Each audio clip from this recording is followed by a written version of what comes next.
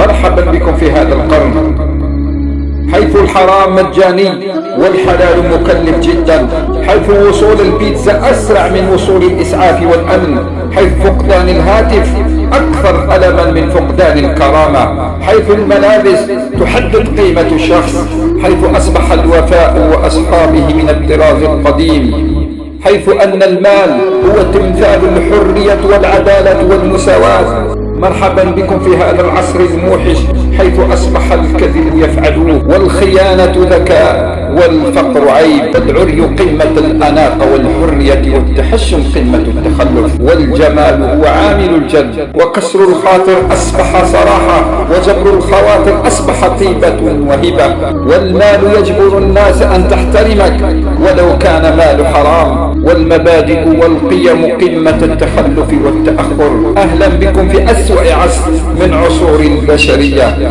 ولكن أقول لكم تفاءلوا ولا تركنوا لهذه السلبيات، لأنك أنت تمثل دولة نفسك، فكن أحسن رئيس لدولة نفسك.